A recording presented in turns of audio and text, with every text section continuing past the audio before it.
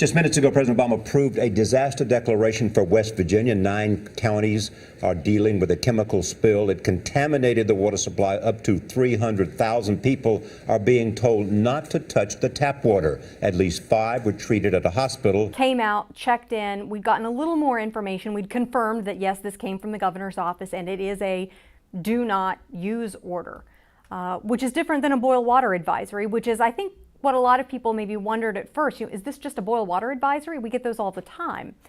And it quickly became clear this was not a boil water advisory. And in Flint, Michigan, it was tragic, but it also confirmed for us what we were really seeing, even just trying to investigate issues of looking at water quality in this state.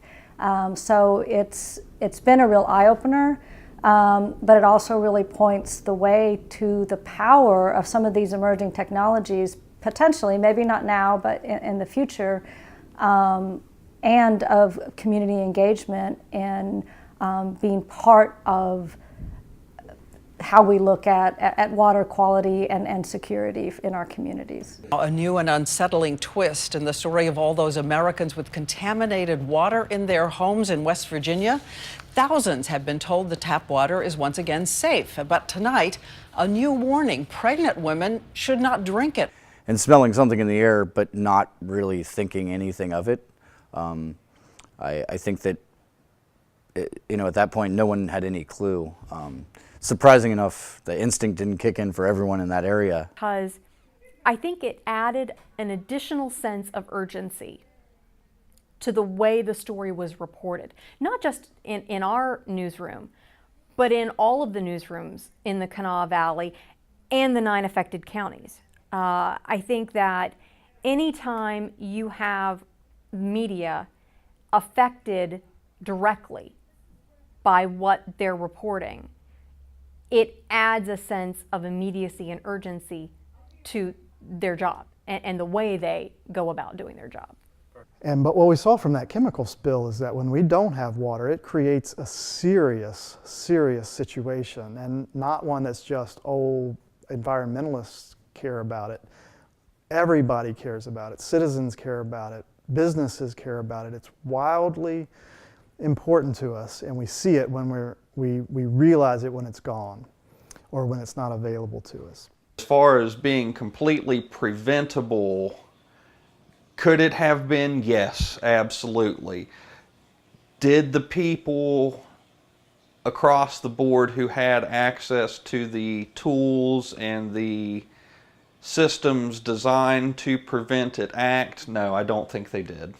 I think that city and state officials were more concerned in the immediate aftermath with tax revenues that were being lost as a result of the hotels being empty than almost anything else. There was a picture floating around the internet that had Governor Tomblin in it that said, "I couldn't tell you if the water system's safe, but I can tell you that the Greyhound track is open."